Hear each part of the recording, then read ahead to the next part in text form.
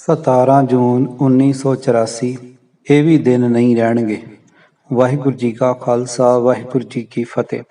ਸ਼੍ਰੋਮਣੀ ਅਕਾਲੀ ਦਲ ਦੇ ਸੱਦੇ ਤੇ ਦੇਸ਼ ਭਰ ਦੇ ਸਿੱਖਾਂ ਨੇ ਸ੍ਰੀ ਦਰਬਾਰ ਸਾਹਿਬ ਵਿਖੇ ਸ਼ਹੀਦ ਸਿੰਘਾਂ ਦੀ ਯਾਦ ਵਿੱਚ ਅੱਜ ਅਰਦਾਸ ਦਿਵਸ ਮਨਾਇਆ ਹੈ। ਗੁਰਦੁਆਰਿਆਂ ਵਿੱਚ ਦੀਵਾਨ ਸਜੇ ਹਨ। ਸ਼ਹੀਦਾਂ ਨੂੰ ਸ਼ਰਧਾਂਜਲੀਆਂ ਭੇਟ ਕੀਤੀਆਂ ਗਈਆਂ ਹਨ। ਫੌਜੀ ਹਮਲੇ ਵਿਰੁੱਧ ਰੋਸ ਪ੍ਰਗਟ ਕਰਨ ਲਈ ਸਿੰਘਾਂ ਨੇ ਕਾਲੀਆਂ ਪਗੜੀਆਂ ਅਤੇ ਬੀਬੀਆਂ ਨੇ ਕਾਲੇ ਦੁਪੱਟੇ ਲਏ ਹਨ। ਸਿੰਘਾਂ ਨੇ ਆਪਣੇ ਘਰ ਅੱਜ ਚੁੱਲ੍ਹੇ ਵੀ ਨਹੀਂ ਬਾਲੇ। ਅੰਮ੍ਰਿਤਸਰ ਵਿੱਚ ਅੱਜ ਫਿਰ ਕਰਫਿਊ ਲਗਾ ਦਿੱਤਾ ਗਿਆ ਹੈ। ਕੇਵਲ 8 ਵਜੇ 3 ਘੰਟਿਆਂ ਦੀ ਢਿੱਲ ਦਿੱਤੀ ਗਈ। ਰਾਸ਼ਟਰਪਤੀ ਗਿਆਨੀ ਜੈਲ ਸਿੰਘ ਨੇ ਰੇਡੀਓ ਅਤੇ ਟੀਵੀ ਦੇ ਨੈਟਵਰਕ ਉੱਤੇ ਕੌਮ ਦੇ ਨਾਮ ਇੱਕ ਭਾਸ਼ਣ ਵਿੱਚ ਸ੍ਰੀ ਦਰਬਾਰ ਸਾਹਿਬ ਦੀ ਤਬਾਹੀ ਲਈ ਅੱਤਵਾਦੀਆਂ ਨੂੰ ਪੂਰੇ ਤੌਰ ਤੇ ਜ਼ਿੰਮੇਵਾਰ ਠਹਿਰਾਇਆ ਹੈ। ਉਹਨਾਂ ਕਿਹਾ ਕਿ ਕੰਪਲੈਕਸ ਗੈਰ ਸਮਾਜੀ ਅਤੇ ਦੇਸ਼ ਵਿਰੋਧੀ ਅਨਸਰਾਂ ਦਾ ਇੱਕ ਅੱਡਾ ਬਣ ਗਿਆ ਸੀ। ਗੁਰੂ ਸਾਹਿਬਾਨ ਦੀਆਂ ਸਿੱਖਿਆਵਾਂ ਅਤੇ ਗੁਰਬਾਣੀ ਦਾ ਹਵਾਲਾ ਦਿੰਦਿਆਂ ਉਹਨਾਂ ਕਿਹਾ ਕਿ ਸਿੱਖ ਧਰਮ ਨਿਰਦੋਸ਼ਾਂ ਅਤੇ ਨਿਹੱਥਿਆਂ ਨੂੰ ਮਾਰਨ ਦੀ ਆਗਿਆ ਨਹੀਂ ਦਿੰਦਾ, ਪਰ ਅੱਤਵਾਦੀਆਂ ਨੇ ਤਾਂ ਗਿਆਨੀ ਪ੍ਰਤਾਪ ਸਿੰਘ ਵਰਗੇ ਵਿਦਵਾਨ ਜੋ ਸ੍ਰੀ ਅਕਾਲ ਤਖਤ ਸਾਹਿਬ ਦੇ ਜਥੇਦਾਰ ਰਹੇ ਹਨ ਨੂੰ ਵੀ ਸ਼ਹੀਦ ਕਰ ਦਿੱਤਾ। ਗਿਆਨੀ ਜੀ ਨੇ ਕਿਹਾ ਕਿ ਜੇਕਰ ਅੱਤਵਾਦੀਆਂ ਨੂੰ ਸ੍ਰੀ ਦਰਬਾਰ ਸਾਹਿਬ ਅਤੇ ਸ੍ਰੀ ਅਕਾਲ ਤਖਤ ਸਾਹਿਬ ਦੀ ਪਵਿੱਤਰਤਾ ਲਈ ਜ਼ਰਾ ਵੀ ਸਤਿਕਾਰ ਹੁੰਦਾ ਤਾਂ ਉਹਨਾਂ ਨੂੰ ਫੌਜ ਅੱਗੇ ਆਤਮ ਸਮਰਪਣ ਕਰ ਦੇਣਾ ਚਾਹੀਦਾ ਸੀ ਜਾਂ ਕੰਪਲੈਕਸ ਤੋਂ ਬਾਹਰ ਆ ਕੇ ਲੜਦੇ।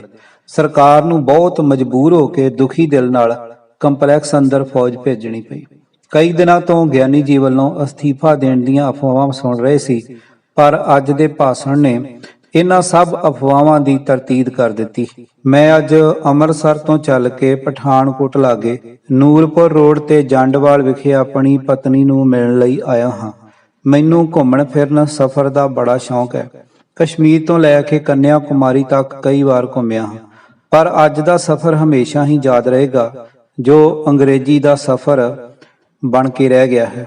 ਸਵੇਰੇ 7 ਵਜੇ ਬੱਸ ਅੱਡੇ ਤੇ ਪਹੁੰਚਿਆ। ਉੱਥੇ ਫੌਜ ਦੀ ਨਿਗਰਾਨੀ ਵਿੱਚ ਕੁਝ ਬੱਸਾਂ ਚੱਲ ਰਹੀਆਂ ਸਨ। ਪਠਾਨਕੋਟ ਲਈ ਲਗਭਗ 300-400 ਬੰਦਿਆਂ ਦੀ ਬਹੁਤ ਹੀ ਲੰਬੀ ਲਾਈਨ ਲੱਗੀ ਹੋਈ ਸੀ।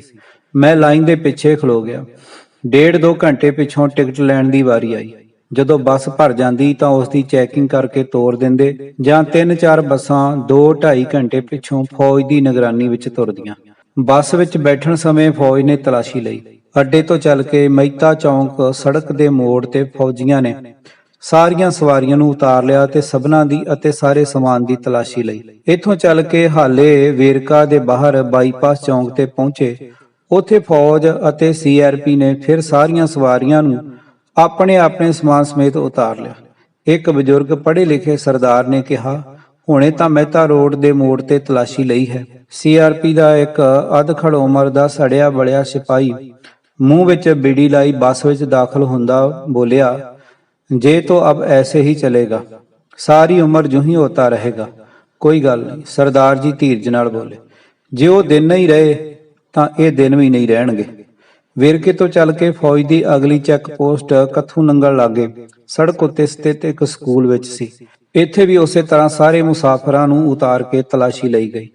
ਮੁਸਾਫਰਾਂ ਵਿੱਚ ਬਹੁਤ ਬੰਦੇ ਹਿਮਾਚਲ ਦੇ ਸਨ ਜੋ ਹਿਮਾਚਲ ਜਾ ਰਹੇ ਸਨ। ਇਕੱਲੇ ਅੰਮ੍ਰਿਤਸਰ ਵਿੱਚ 1.5-2 ਲੱਖ ਦੇ ਕਰੀਬ ਹਿਮਾਚਲੀ ਹਨ। ਕਰਫਿਊ ਕਾਰਨ ਪੰਜਾਬ ਵਿੱਚ ਕੰਮਕਾਰ ਤਾਂ ਸਾਰੇ ਠੱਪ ਸਨ। ਬੱਸ ਅੱਡੇ ਤੋਂ ਮੈਂ ਦੇਖਿਆ ਸੀ ਤਾਂ ਪਠਾਨਕੋਟ ਆਉਣ ਵਾਲੇ 90% ਹਿਮਾਚਲ ਚੱਲੇ ਸਨ ਜੋ ਆਪਸ ਵਿੱਚ ਪਹਾੜੀ ਬੋਲੀ ਵਿੱਚ ਗੱਲਾਂ ਕਰ ਰਹੇ ਸਨ। ਜਦ ਕਿਤੇ ਵੀ ਤਲਾਸ਼ੀ ਲਈ ਬੱਸ ਰੁਕਦੀ ਇਹਨਾਂ ਨੂੰ ਬੀੜੀ ਸਿਗਰਟ ਪੀਣ ਦਾ ਸਮਾਂ ਮੌਕਾ ਮਿਲ ਜਾਂਦਾ। ਸਵਾਰੀਆਂ ਨੇ ਇੱਥੇ ਨਲਕੇ ਤੋਂ ਪਾਣੀ ਵੀ ਪੀਤਾ। ਅਗਲੀ ਚੈਕਿੰਗ ਤੇ ਤਲਾਸ਼ੀ ਬਟਾਲੇ ਦੇ ਬਾਰ-ਬਾਰ ਬਾਈਪਾਸ ਲਾਗੇ ਹੋਈ। ਗੁਰਦਾਸਪੁਰ ਦੇ ਸਾਰੇ ਜ਼ਿਲ੍ਹੇ ਵਿੱਚ ਕਰਫਿਊ ਲੱਗਾ ਹੋਇਆ ਸੀ, ਇਸ ਕਰਕੇ ਸਾਰੇ ਥਾਂ ਸੁੰਨਸਾਨ ਪਈ ਸੀ। ਧਾਰੀਵਾਲ ਤੋਂ ਥੋੜਾ ਜਿਹਾ ਪਿੱਛੇ ਉਦੋਵਾਲ ਲਾਗੇ ਬੱਸ ਦੇ ਇੱਕ ਪਹੀਏ ਵਿੱਚ ਪੰਚਰ ਹੋ ਗਿਆ। ਕੁਦਰਤੀ ਇਸ ਪਿੰਡ ਵਿੱਚ ਸੜਕ ਉੱਤੇ ਹੀ ਇੱਕ ਮਿਸਤਰੀ ਦੀ ਦੁਕਾਨ ਸੀ, ਪਰ ਉਹ ਪੰਚਰ ਨਾ ਲਾਵੇ, ਕਹਿੰਦਾ ਕਰਫਿਊ ਲੱਗਾ ਹੈ, ਫੌਜੀ ਤੰਗ ਕਰਦੇ ਹਨ। ਮੈਂ ਹੈਰਾਨ ਹੋਇਆ ਕਿ ਪਿੰਡਾਂ ਵਿੱਚ ਵੀ ਕਰਫਿਊ ਇਤਨੀ ਸਖਤੀ ਨਾਲ ਲਾਗੂ ਹੈ। ਮਿਸਤਰੀ ਨੇ ਦੱਸਿਆ, ਫੌਜੀ ਤਾਂ ਜ਼ਿਮੀਂਦਾਰਾਂ ਨੂੰ ਆਪਣੇ ਖੇਤਾਂ ਵਿੱਚ ਕੰਮ ਕਰਨ ਜਾਂ ਪਸ਼ੂਆਂ ਲਈ ਚਾਰਾ ਆਦਿ ਲਿਆਉਣ ਤੋਂ ਵੀ ਰੋਕਦੇ ਹਨ। ਫੌਜੀ ਰਾਜ ਤਾਂ ਗੁਲਾਮੀ ਨਾਲੋਂ ਵੀ ਭੈੜਾ ਹੈ। ਇਸ ਨਾਲੋਂ ਤਾਂ ਅੰਗਰੇਜ਼ਾਂ ਦਾ ਰਾਜ 100 ਦਰਜੇ ਚੰਗਾ ਸੀ।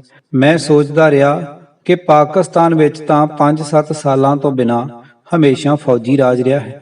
ਬੰਗਲਾਦੇਸ਼ ਦਾ ਵੀ ਇਹੋ ਹਾਲ ਹੈ। ਉਹਨਾਂ ਲੋਕਾਂ ਦਾ ਕੀ ਹਾਲ ਹੋਵੇਗਾ? ਫਿਰ ਸੋਚਿਆ ਉਸ ਦੇਸ਼ ਵਿੱਚ ਲਗਭਗ ਸਾਰੀ ਵਸੋਂ ਇੱਕ ਫਿਰਕੇ ਦੀ ਹੈ, ਪਰ ਇੱਥੇ ਤਾਂ ਫੌਜ ਅੱਤਵਾਦੀਆਂ ਦੇ ਨਾਂ ਹੇਠ ਸਿੱਖਾਂ ਨੂੰ ਕੁਚਲਣ ਲਈ ਅਤੇ ਅਗਲੀਆਂ ਚੋਣਾਂ ਜਿੱਤਣ ਲਈ ਭੇਜੀ ਗਈ ਹੈ। ਬਟਾਲੇ ਤੋਂ ਚੱਲ ਕੇ ਫੌਜ ਨੇ ਧਾਰੀਵਾਲ ਗੁਰਦਾਸਪੁਰ ਸ਼ਹਿਰ ਵਿੱਚ ਦਾਖਲ ਹੋਣ ਸਮੇਂ ਡੇਰਾ ਬਾਬਾ ਨਾਨਕ ਸੜਕ ਦੇ ਮੋੜ ਤੇ ਪਨਵੜ, ਦੀਨਾਨਗਰ, ਝਾਕੋਲਾੜੀ ਅਤੇ ਸਰਨੇ ਤਲਾਸ਼ੀ ਲਈ। ਸਰਨੇ 2 ਟੈਂਕ ਖੜੇ ਸਨ, ਦੋਨੋਂ ਪਾਸੇ ਮੂੰਹ ਕੀਤੇ ਹੋਏ। ਇਹਨਾਂ ਦੇ ਵਿਚਕਾਰ ਬੱਸਾਂ ਦੇ ਰੋਕਣ ਲਈ ਤੰਗ ਜਿਹੀ ਥਾਂ ਬਣਾਈ ਹੋਈ ਸੀ। ਇਸ ਤਰ੍ਹਾਂ ਦਾ ਹਾਲ ਤਾਂ ਜੰਗੀ ਕੈਦੀਆਂ ਦਾ ਵੀ ਨਹੀਂ ਹੁੰਦਾ। ਜੇ ਸਰਕਾਰ ਰੇਡੀਓ ਟੀਵੀ ਤੇ ਬਾਰ-ਬਾਰ ਕਹਿ ਰਹੀ ਹੈ ਕਿ ਅੱਤਵਾਦੀਆਂ ਦੀ ਰੀੜ੍ਹ ਦੀ ਹੱਡੀ ਤੋੜ ਦਿੱਤੀ ਹੈ, ਫਿਰ ਆਮ ਲੋਕਾਂ ਨੂੰ ਇਤਨਾ ਪਰੇਸ਼ਾਨ ਕਰਨ ਦੇ ਕਾਰਨ ਦੀ ਮੈਨੂੰ ਸਮਝ ਨਾ ਆਈ। ਰੱਬ ਕਰਕੇ ਭੁੱਖੇ ਭਾਣੇ ਸ਼ਾਮੀ ਪਠਾਨਕੋਟ ਪਹੁੰਚੇ। ਅੰਮ੍ਰਿਤਸਰ ਤੋਂ ਪਠਾਨਕੋਟ ਦਾ ਸਫ਼ਰ ਜੋ 3 ਘੰਟੇ ਦਾ ਹੈ 7-8 ਘੰਟਿਆਂ ਵਿੱਚ ਮੁੱਕਾ। ਹਿਮਾਚਲ ਨੂੰ ਕਾਫੀ ਬੱਸਾਂ ਅੱਡੇ ਤੇ ਫੌਜ ਦੀ ਨਿਗਰਾਨੀ ਹੇਠ ਆ ਜਾ ਰਹੀਆਂ ਸਨ। ਅੱਧੇ ਪੌਣੇ ਘੰਟੇ ਪਿੱਛੋਂ ਮੈਂ ਸ਼ਾਮ ਨੂੰ ਜੰਡਵਾਲ ਪਹੁੰਚ ਗਿਆ। ਆਪਣੀ ਪਤਨੀ ਕੈਲਾਸ਼ ਨੂੰ ਮੈਂ ਉਸਦੇ ਸਕੂਲ ਦੇ ਐਡਰੈਸ ਤੇ ਤਾਰ ਦਿੱਤੀ ਹੋਈ ਸੀ। ਫਿਰ ਵੀ ਮੈਨੂੰ ਸਹੀ ਸਲਾਮਤ ਵੇਖ ਕੇ ਉਹ ਬਹੁਤ ਖੁਸ਼ ਹੋਈ। ਉਸ ਦੱਸਿਆ ਕਿ ਫੋਨ ਅਤੇ ਡਾਕ ਤਾਰ ਦੇ ਬੰਦ ਹੋਣ ਕਾਰਨ ਉਹ ਰੇਡੀਓ ਤੋਂ ਖਬਰਾਂ ਸੁਣ ਕੇ ਹੀ ਸਾਰੇ ਹਾਲਾਤ ਤੋਂ ਅੰਦਾਜ਼ਾ ਲਗਾਉਂਦੀ ਰਹੀ। ਫੌਜੀ ਹਮਲੇ ਤੋਂ ਕੁਝ ਸਮਾਂ ਪਹਿਲਾਂ ਕੰਪਲੈਕਸ ਵਿੱਚੋਂ ਮੇਰੇ ਬਾਹਰ ਆ ਜਾਣ ਬਾਰੇ ਉਸ ਨੂੰ ਪਤਾ ਨਹੀਂ ਸੀ।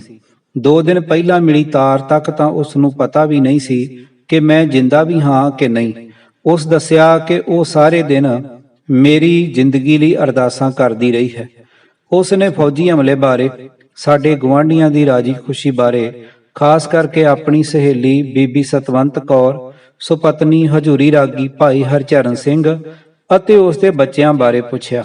ਜਦੋਂ ਮੈਂ ਦੱਸਿਆ ਕਿ ਦਰਬਾਰ ਸਾਹਿਬ ਦੇ ਹਜੂਰੀ ਰਾਗੀ ਭਾਈ ਅਮਰੀਕ ਸਿੰਘ ਅਮਨ, ਜੋ ਬਿਲਕੁਲ ਸਾਡੇ ਲਾਗਲੇ ਕੁਆਟਰ ਵਿੱਚ ਰਹਿੰਦੇ ਸਨ ਅਤੇ ਸੂਰਮੇ ਸਿੰਘ ਸਨ, ਸ਼ਹੀਦ ਹੋ ਗਏ ਹਨ, ਤਾਂ ਉਸ ਨੂੰ ਬੜਾ ਹੀ ਦੁੱਖ ਹੋਇਆ।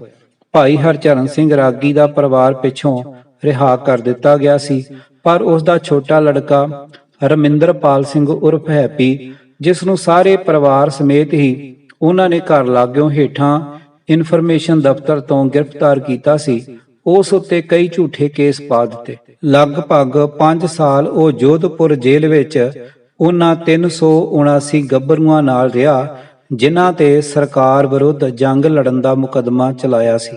ਮੈਂ ਆਪਣੀ ਪਤਨੀ ਨੂੰ ਦੱਸਿਆ ਕਿ ਮੈਂ ਹੁਣ ਤੱਕ ਜੋ ਜਾਣਕਾਰੀ ਇਕੱਤਰ ਕੀਤੀ ਹੈ ਉਸ ਅਨੁਸਾਰ ਸਾਰੇ ਗੁਆਂਢੀਆਂ ਸਮੇਤ ਸਾਡੇ ਘਰ ਦਾ ਵੀ ਸਾਰਾ ਸਮਾਨ ਫੌਜ ਨੇ ਲੁੱਟ ਲਿਆ ਹੈ।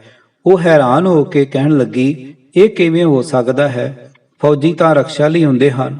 ਕੁਝ ਦਿਨਾਂ ਪਿੱਛੋਂ ਜਦ ਉਸਨੇ ਖੁਦ ਆ ਕੇ ਘਰ ਦੀ ਹਾਲਤ ਵੇਖੀ ਤਾਂ ਉਸ ਨੂੰ ਯਕੀਨ ਆਇਆ ਕਿ ਫੌਜ ਇਸ ਤਰ੍ਹਾਂ ਨਾਦਰਸ਼ਾਹੀ ਲੁੱਟਮਾਰ ਵੀ ਕਰ ਸਕਦੀ ਹੈ।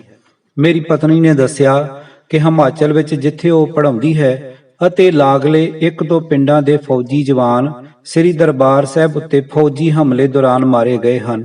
ਉਹ ਲੋਕ ਬੜੇ ਦੁਖੀ ਹਨ ਕਿ ਸਾਡੇ ਬੰਦੇ ਆਪਣੇ ਹੀ ਦੇਸ਼ ਦੇ ਲੋਕਾਂ ਵਿਰੁੱਧ ਲੜਦੇ ਹੋਏ ਮਾਰੇ ਗਏ ਹਨ।